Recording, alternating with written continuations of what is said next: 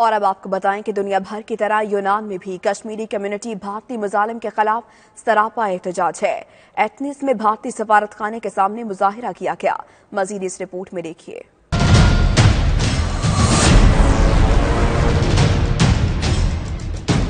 کشمیر میں جاری بھارتی مظالم کے خلاف یونان کے دارالحکومت ایتھنز میں بھی بھارتی سفارت خانے کے سامنے مظاہرہ کیا گیا، جس میں ہزاروں کی تعداد میں کشمیری کمیونٹی نے شرکت کی۔ مظاہرین نے ہاتھوں میں پلے کارڈز اور بینرز اٹھا رکھے تھے۔ اس موقع پر بھارت کے خلاف شدید نعرہ بازی بھی کی گئی۔ ہم چھین کے لیں گے، ہم چھین کے لیں گے، ہم چھین کے لیں گے، تیرا باپ بھی دے گا، تیرا باپ بھی دے گا، ہم چھین کے لیں گے، اے حق ہمارا، اے حق ہمارا۔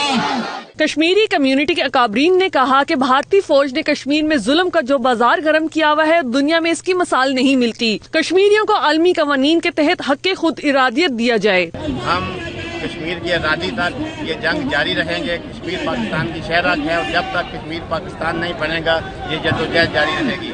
اس ٹیررسٹ انڈیا کو یہ پیغام دیا ہے کہ کشمیری بہن بھائیوں کے لیے ہم ہر وقت ان کے ساتھ ہیں اور ان کے ساتھ ہر قسم کی سپورٹ کرنے کے لیے تیار ہیں۔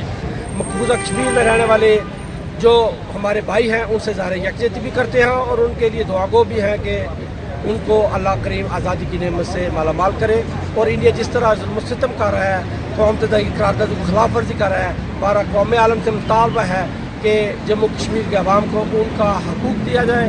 آج جو انڈین ایمبیسی کے سامنے کشمیری اور پاکستانی بھائیوں نے جو احتجاجی ریلی نکالی، اس پر میں تمام عام پاکستانی برادری اور کشمیری برادری کا شکریہ ادا کرتا ہوں جنہوں نے مقبوضہ کشمیر کے بھائیوں کے ساتھ جو زیادتی اور ظلم ہو رہا ہے ان کے حق میں آواز اٹھائی۔ شرکا نے عالمی برادری پر بھی زور دیا کہ وہ مسئلہ کشمیر کے حل کے لیے اپنا کردار ادا کرے۔